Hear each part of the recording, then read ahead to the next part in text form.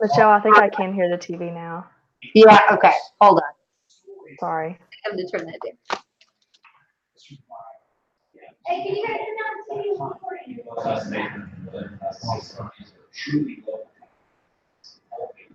How's that? Is that better? That's better. Sorry, I couldn't hear it while we were talking. Okay, no, seriously though, is it really better? Yes, it's really better. I can't hear it at all now. Okay, good. This is better. Okay, so this is Amanda Strickland and Michelle Stuckey. We are doing our practice of our DNP presentation. I'm going to go ahead and try to screen share. Can you see my PowerPoint, Michelle? Yes, I can. Okay. Hello, everyone. Thank you guys for coming. I'm excited to share with you my DNP presentation on improving patient safety with respiratory monitoring using the Michigan Opioid Safety Score during inpatient hospitalization. This is a picture of two of my stakeholders, Carrie Kennedy, who is a previous NICS nurse here, as well as Dr. Matthew Story. We were discussing one of the screening tools while enjoying some Starbucks.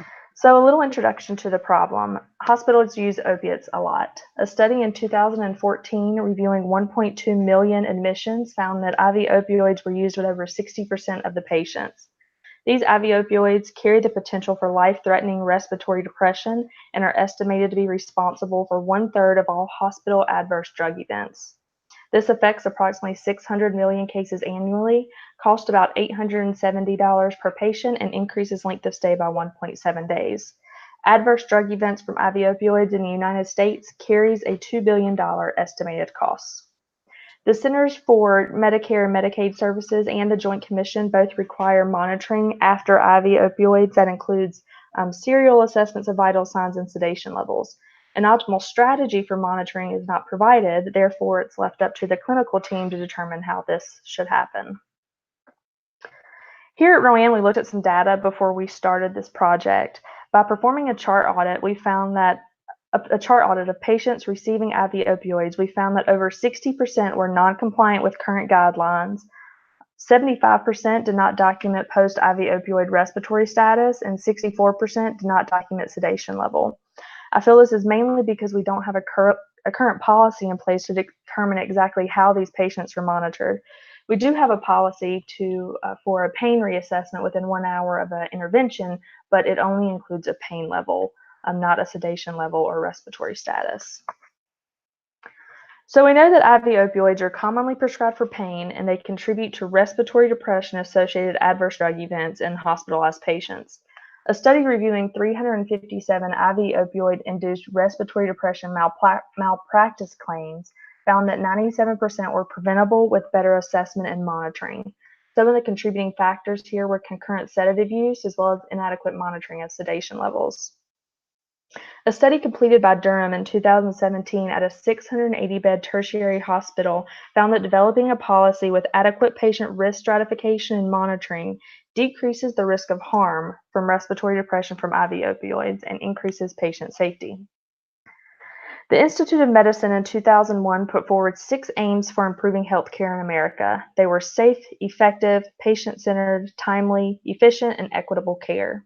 Safe care, which was the basis of this project, is defined as avoiding harm to patients from the care that is intending to help them. The right care framework also focuses on ensuring patients receive appropriate care as well as preventing the overuse and underuse of medical services. The Michigan Opioid Safety Score, or the MOS tool, was specifically chosen for this project because it addressed the problem that was meaningful. The Tuckman theory of teamwork also describes performing stages when a team works in an effective and productive manner. To achieve this, we implemented the biweekly team huddles using the Institute for Healthcare Improvement huddle tool. The specific aim of this quality improvement project was to increase identification and monitoring of high-risk hospitalized patients for post-IV opioid respiratory depression to 70% over a 90-day period. For those of you online, this project was carried out within the Joint Camp Unit of Novant Health Rowan Regional Medical Center. This is a community-based hospital located in central North Carolina, and we serve a mixture of urban and rural patients. This unit contains 17 beds comprised of elective post-surgical, usually joints, and overflow medical patients during high census. Staffing at any time includes 3 RNs, 2 CNAs, 1 secretary, and 1 to 2 providers. This was a rapid cycle quality improvement project with 4 plan, do, study, act cycles, each lasting about 2 weeks. Each cycle had interventions related to team engagement, patient screening, and respiratory monitoring. This is one of the 4 core interventions that were implemented during this project. The first intervention was implementing biweekly team huddles using the IHI huddle tool. This was not only a way to improve team communication, but also an avenue for feedback or challenges that were being faced during implementation. The second intervention was implementing patient passports. This was a tool that was completed by the provider with the patient and covered the basics of why the patient was admitted. The third intervention was screening patients with the MOS tool. This tool took into consideration different health factors and gave patients a numerical value based on that correlated with their degree of risk for respiratory depression from IV opioids. The fourth intervention was the interpretation of the MOS score, or the initiation of respiratory monitoring if patients were high risk. An audit and feedback log was kept with this intervention that also included if the patient had respiratory monitoring initiated and if the appropriate documentation was recorded. This is an example of the patient passport form. Again, it's basically just answered the very simple questions of why the patient was in the hospital, why they were admitted, what we were doing, when we were doing it. It always had an area for tentative discharge date as well as questions. This is an example of the MOS form. Again, it basically categorized different health factors such as obstructive sleep apnea, BMI, snoring, age, smoking, and gave patients a total numerical value that associated with their degree of risk. Of note, there was always a stop modifier used. If the patient was excessively sedated or difficult to arouse, then you would always use the stop modifier. This is the interpretation of the MOS score. If the patient had a low risk assessment or received a score of 1, then you would just proceed with regular administration of opiates like you would. If the patient had a score of 2 or higher, you would initiate temporary pulse oximetry monitoring for a minimum of 2 hours and then reassess. If they scored a 4 or if the stop modifier was ever used, you would not administer opioids and you would increase their level of monitoring. To study the impact of the interventions, we completed staff surveys, patient surveys, chart audits, as well as an audit and feedback log. Staff surveys were completed to evaluate the effectiveness of team huddles by measuring the staff's feeling of recognition and team communication. A patient survey was included with each passport that measures the overall satisfaction with the passport, as well as if the patient agreed that it improved patient-provider communication. To measure the compliance and efficacy of the screening and management of the MOS tool, we completed chart audits as well as the audit feedback log, and we also collected the completed tools. The data was then interpreted and evaluated on run charts weekly to observe the impact of the interventions, as well as to determine what changes should be incorporated with each PDSA cycle. This is a condensed version of the measurement table, or exactly how we measured the effectiveness of each intervention. For example, the process of team huddles was measured by the percent of the huddle tool that was completed. The outcome of team huddles was measured by the mean post-huddle score survey. For patient passports, the process was the percentage of patients who had passports completed. The outcome was the patient satisfaction of the passports from the survey. For the MOS tool, the process that we measured was the percentage of patients who were screened, and the outcome was the percentage of patients who were screened correctly from chart audits. And then the balancing measure was the average wait time. We made sure it didn't increase by 5 minutes after implementation. Analyzing the data included converting the qualitative data from the surveys into percentages and plotting them on run charts.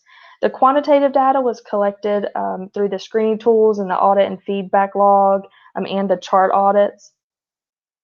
We used this to see if the patients were screened correctly and the percentage of patients who actually had respiratory monitoring initiated that were identified as high risk, as well as determining if the appropriate documentation was documented. Baseline data was then compared to collected data to determine if interventions were leading to improved measures.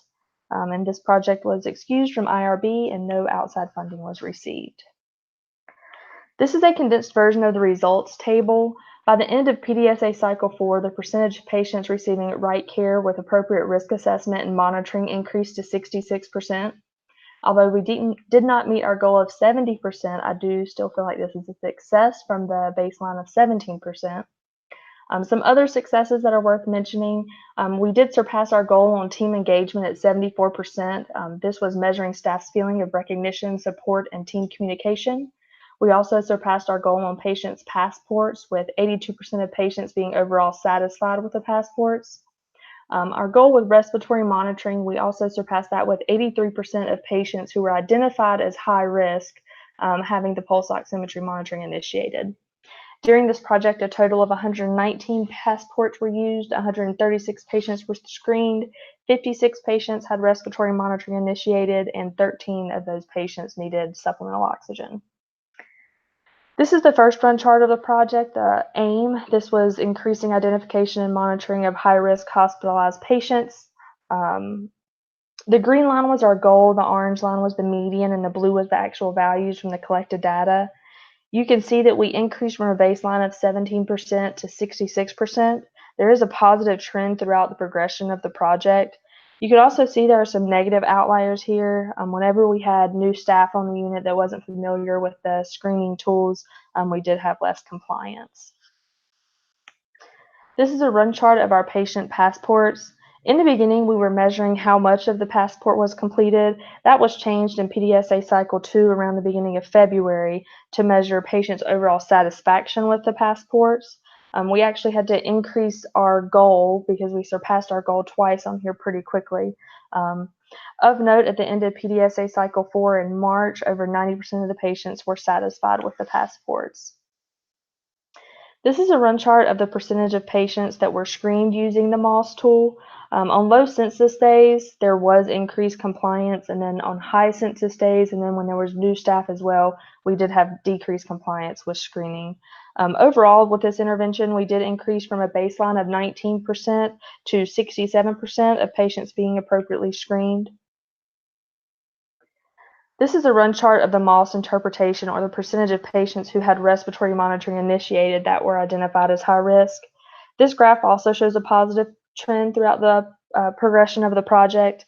In the beginning, around the second and third week of January, we actually ran out of portable monitors with all the extra monitoring we were using. We did have a staff member that agreed to inventory those monitors and ensured we had them for the rest of the project. A summary of the key findings. Team huddles did increase team communication by 25%. 119 passports were completed, 136 patients screened, 56 patients had respiratory monitoring initiated, and 13 patients required supplemental oxygen. We did increase identification and monitoring of high-risk hospitalized patients to 66% by the conclusion of this project. Some of the project strengths include team engagement. Everyone really worked well together and put forth an effort to initiate these tools. We also increased awareness of respiratory depression from IV opioids. Although we aren't using this particular tool anymore, all of the staff and nurses who participated in it are now aware of different health factors that can increase a patient's risk of respiratory depression. There's minimal cost associated, just the cost of printing out the tools, and most importantly, this does increase patient safety. We did experience some expected barriers of high census days and new staff on the unit that did have a negative correlation with the screening and monitoring tools. Team huddles did really promote team engagement, communication, and really positively impacted improvements across all tests of change. Without the willingness of the team to embrace the changes for this project, it wouldn't have been a success. The test of change that made the biggest impact on the outcomes was adding the screening tool to the admission packet. This was actually a recommendation by one of the nurses. After we made this change, we did have a steady positive incline in screening and monitoring compliance. With comparison to the literature, we did decrease the probability of the effects of respiratory depression from IV opioids by increasing monitoring and intervention when necessary. This project took place in a 17-bed post-surgical and medical patient unit. Generalizability to larger units with more complex patients would be challenging without the addition of the screening tools into the EHR. Other factors affecting generalizability include the availability of portable monitors and willing staff. The small sample size of only 136 patients relative to the high patient volume, and the project length of only 8 weeks may also be factors affecting internal validity. In conclusion, we improved patient safety by increasing identification and respiratory monitoring. Huddles did improve team engagement, and patient passports did improve patient-provider communication. Feasible next steps would be including the expansion of this project into other units. With the addition of the screening and monitoring tools into the EHR, this project has potential to spread to other Novant facilities as well. It would also help standardize care and help ensure sustainability. Further study is needed to assess the benefits of pulse oximetry monitoring versus capnography, but the capnography monitoring may present cost restraints. Those are my references, and then we'll have facilitated discussion, and that is it.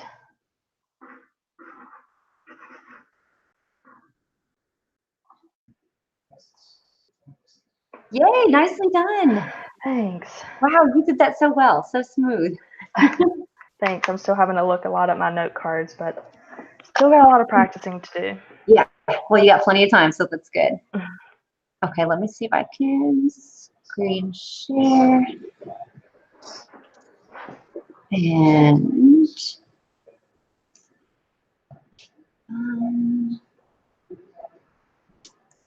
slide share. Okay, this is always tricky for me. All right. I can see it. Yeah, can you see just the square, or can you see all my notes also? Just the big. I just see your PowerPoint. Perfect. Yay. Okay. Okay. Okay, here we go. Greetings. I'm excited to present to you a quality improvement project that has a direct relevance to health promotion, disease prevention, and quality care. My name is Michelle Stuckey, and my quality improvement project is titled Improving Timeliness Through Right Care in a Lower Socioeconomic Reproductive Health Clinic. I want to start by taking a brief moment to thank the health department staff for all their support, and I especially want to thank my sponsor, Kelly Murgy, and my mentor, Michelle Reese. The consequences of missed prevention opportunities are increased morbidity and disease, decreased quality of life, and premature death, while the financial burden costs the United States billions of dollars each year. The 9-valent HPV vaccine prevents against 85% of cervical cancers and 90% of genital warts, yet many barriers exist that prevent patients from being vaccinated, such as inconsistent provider recommendation, patient misinformation, and cost. Pap smears have a grade A recommendation for ages 21 through 65 by the U.S. Preventative Services Task Force, and the CDC recommends exclusive breastfeeding through the 6th month of life, yet many mothers do not get the support they need to be successful in the critical early postpartum time. In addition, contraception allows women to plan pregnancy timing, allow adolescent pregnancies, or pregnancies spaced too close together can increase maternal and infant morbidity and mortality. A high staff turnover at the health department caused long patient wait times, inconsistencies in care, and missed prevention opportunities. A recent time study showed that the average STD visit was 76 minutes. A patient chart audit from September to November 2018 found that only 4 out of 20 STD patients were screened for HPV vaccine completion. Of the patients identified as needing preventative care, only 2 out of 5 made a follow-up appointment. Although the maternity clinic identified patients intending to breastfeed, we did not identify patients at high risk for artificial feeding to allow for early intervention, as recommended by national guidelines. An audit of 20 maternity charts showed that 35% of pregnant mothers intended to exclusively breastfeed, while only 50% were aware of community breastfeeding support. Evidence supports that patient decision guides helps patients feel more informed, take a more active role, and make decisions consistent with their values.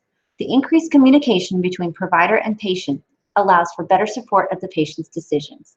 During patient information intake and discharge, a large amount of important information is exchanged, often during emotionally stressful times.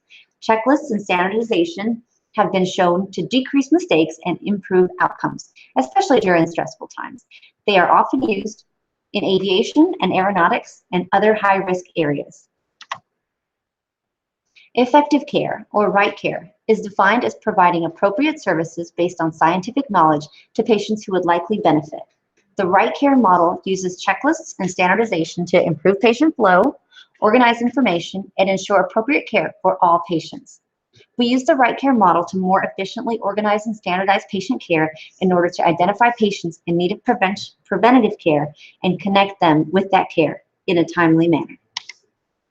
The aim of this quality improvement project was to improve timeliness through right care in a lower socioeconomic reproductive health clinic by decreasing appointment time by 10% within 90 days.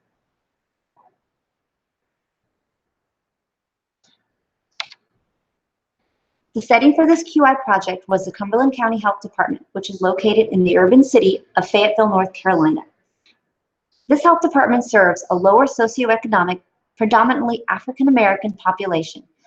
This population is often underinsured or uninsured. Few of our patients have a primary care physician, and 90% of the maternity patients receive Medicaid. Because of public funding, the STD, maternal health, family planning, immunization, and pediatric services are divided into separate clinics with different staff.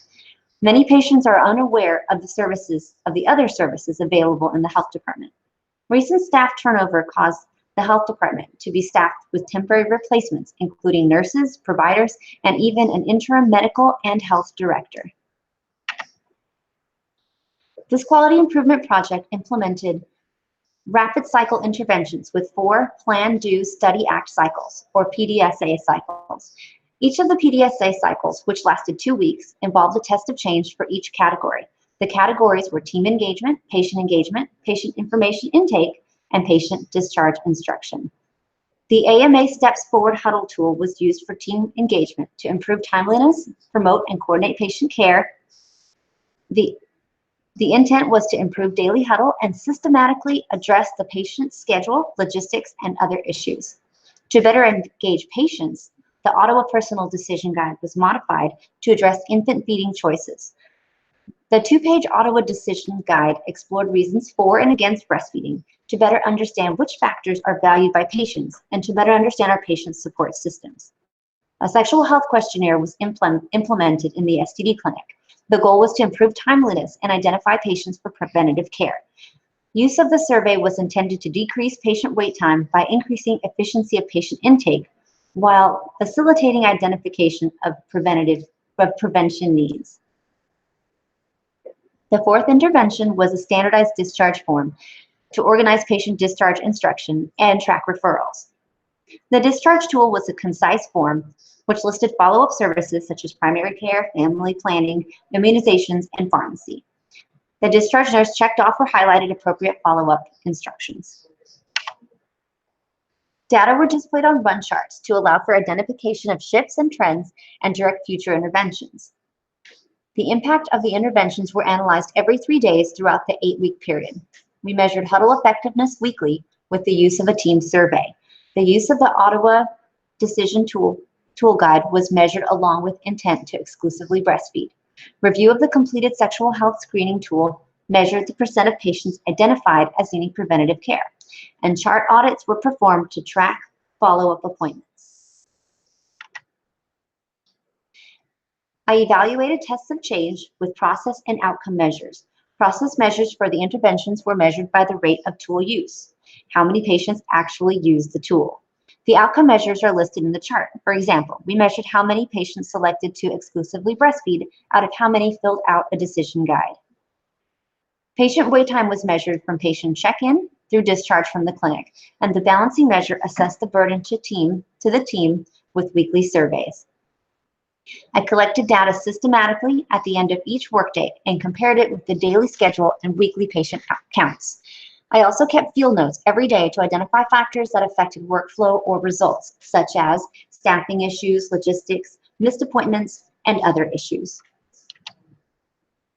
Quantitative data were evaluated with the use of run charts. When available, I compared baseline data to mean scores of new data and analyzed for trends, shifts, special and common cause variation. Qualitative and quantitative data were used together to evaluate the effects of the interventions and direct further changes.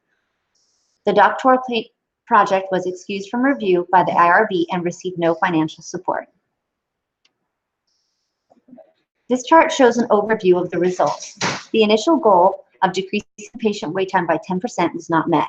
However, average wait time decreased 2.6% from 76 to 74 minutes.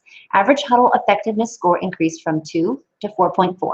The Ottawa Decision Tool identified 52% of patients intending to exclusively breastfeed, which surpassed our goal of 42%. The Sexual Health Questionnaire identified 63% of those using the tool as needing prevention appointments. We did not meet our goal of prevention appointments of 35%, but we came close. The balancing measure showed that the QI project was not a burden to the team. This run chart shows the patient cycle time over the 8-week period. Complex factors affected the patient cycle time, such as training new staff, offering additional services like the rapid HIV testing, and often being short-staffed. Overall, the patient cycle time decreased from 76 minutes to 74 minutes, not reaching the goal of 68 minutes. The Ottawa Decision Guide helped capture the ideas, preferences, and opinions about infant feeding of 52 mothers and showed that 52% of our pregnant patients plan to exclusively breastfeed. The first challenge was finding the best time to hand the patients the Ottawa tool. We experimented with having the front desk hand out the tool at check-in or the nurses during the patient interview.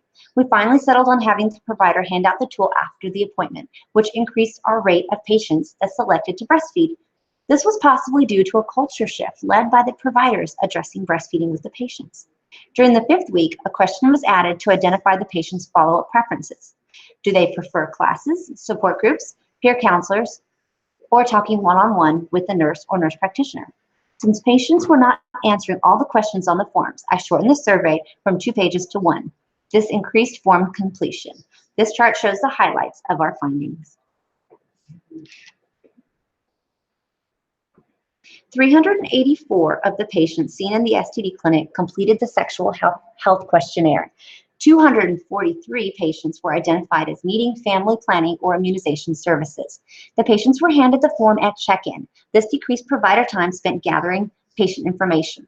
The initial 1-page form was condensed to a short, brief, half-a-page questionnaire for simplicity and efficiency. It also served as a reminder to the providers of needed preventative care. The tool assisted to identify that 151 patients needed the flu vaccine, 136 required the HPV vaccine, 34 were in need of pap smears, and 27 required birth control. We also, there were 8 that needed primary care. Over the 8-week implementation period, 193 patients received the standardized discharge form, and 51 patients followed up with preventative care. Use of the tool was tracked with a patient sticker, allowing for easy follow-up and appointment identification. Initial data showed that patient follow-up was rare, with 16%, only 5, of patients scheduling family planning appointments, and only 1 patient following up in the immunization clinic in the first 2 weeks. Despite training more providers in the tool use, the number of patients following up with immunization decreased. An incentive was offered to the provider who had the most patients follow up with the immunization clinic, which motivated providers to identify and properly document the need for prevention. To decrease barriers, our treatment nurse began offering the Merck Financial Assistance Form to uninsured patients before discharge from the STD clinic to save patients the trip to the immunization clinic. Our team worked together to create a new, more informative discharge form to decrease the number of documents given to the patient.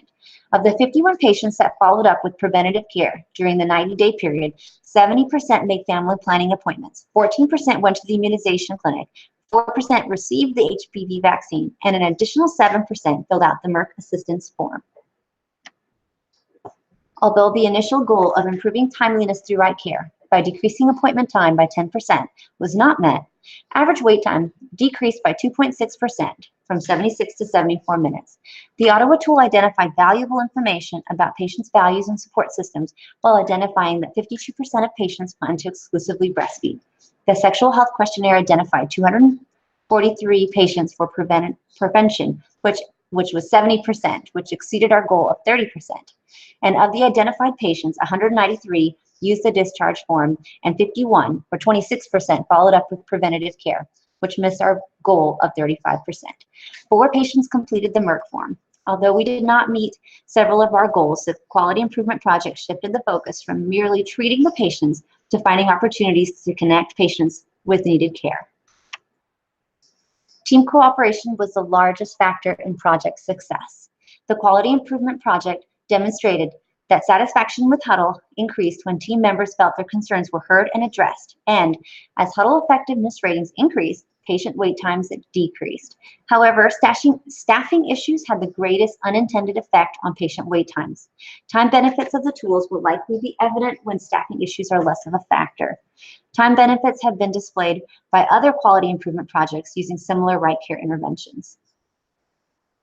This project also increased awareness of breastfeeding resources for the maternal health staff and the patients. And it amplified the voice of prenatal patients, helping the staff to refer patients to the most appropriate resources. Standardization of forms brought awareness to the many patient information handouts and confusing directions given to the patients. The project helped the team to work together to develop a new discharge form with clear follow-up instructions. The majority of the STD clinic patients were uninsured and lacked preventative care. Many are unable to follow up as recommended due to financial and other barriers. Also, the majority of our patients were not interested in prevention. We encountered many misconceptions concerning immunization, healthcare, and breastfeeding. Overall, this QI project helped the team to see each patient as an opportunity to change perceptions and attitudes and decrease barriers to preventative care. The limitations to the generalizability of this project include the separation of the clinics within the health department, our unique population, an urban setting, and a lower socioeconomic, predominantly African-American population. This may hinder generalizability. Also, the attitudes concerning health, immunizations, breastfeeding, and seeking help are potentially specific to this population. This project improved timeliness through right care with the implementation of standardized tools. The benefits and sustainability of the tools were evident to the team. The STD clinic will continue to use the discharge form with the hopes of expanding the form to the other health department clinics. The remaining tools are under consideration for use in the future. The most valuable lesson learned from this project was the importance of seizing opportunities to help patients take an active role in their care, to connect them with appropriate preventative services while addressing their current need in a timely manner. And these are my references. And I just want to take one more minute to say thanks to my team because I couldn't have done this without their cooperation and support.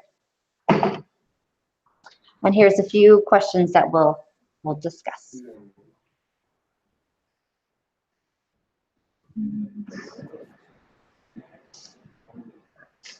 I think you did really good. Phew! I think I'm reading a lot more than I thought I was going to. I know, I had to read a lot more than I thought I was going to. But no, you did really good. You talk and present very well. Oh, you're so sweet. I really liked, you had a lot of information in the beginning that kind of really grabbed my attention, especially when you were talking about the importance of the checklist. Oh, yay, I really good. liked that. Good, Yeah, good, it good. grabbed my attention.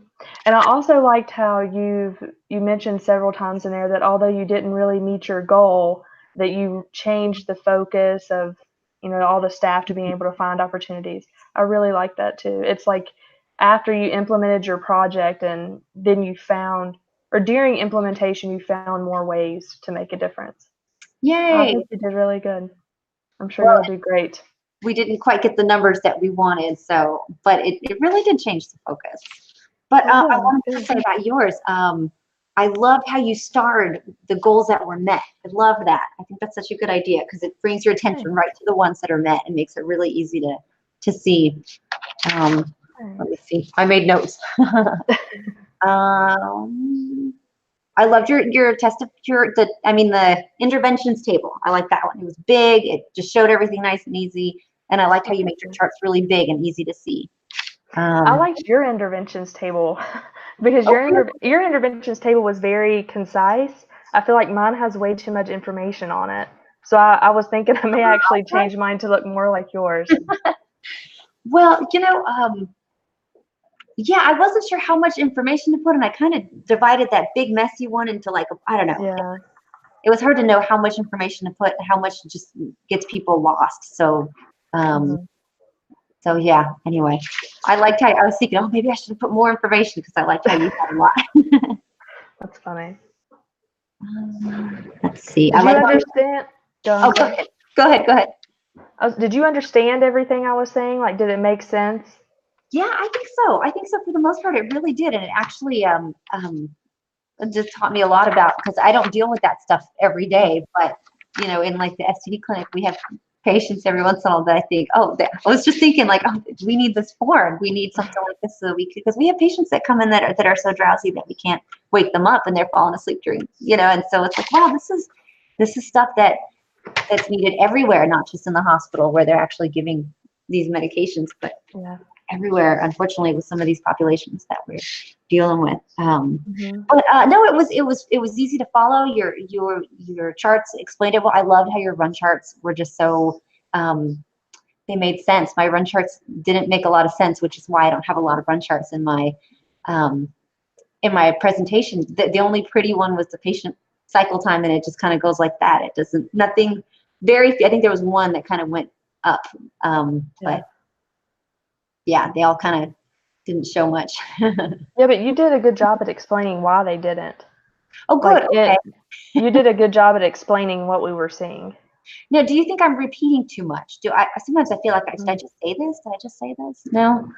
No, I don't feel it. And I feel the same exact way. Okay. I feel like I'm repeating everything. And I think it's just because we have said the same thing so much. Yes. But okay. no, I didn't think anything was repetitive. I thought it sounded good. Because I feel like, oh, she's going to, like, I just say this? No, I think it's good. I think you did a good job. Yay. Well, you did too. I think we're going to do great. We're going to do great. I'll try to go to yours late in the evening next Friday, if I'm at 2 o'clock, I think. So okay. I don't know if you're in clinic or whatever, but I am, but I'll be charting, so I'll try to pull it up and watch it too. Well, if I get done early, I'll watch yours. Okay. What time? 11? 11:30. Oh, 11:30. Yeah. So maybe we'll be done by then. Usually Friday mornings are kind of crazy, but if we're done by then, I'll watch yours. Okay. Definitely. All right. Well, thanks. I'll send you the link in an email. Thank you so much. And if you want to practice one more time right before, just let me know, because I'll be doing this again and again. So. Sure. Yeah. Especially next week, on like maybe Wednesday evening or Thursday evening before we present Friday. I'm down for practicing. I'd definitely be up for that. Let me know. All right. I'll see you later. All right. See you. Thanks. Bye. Bye.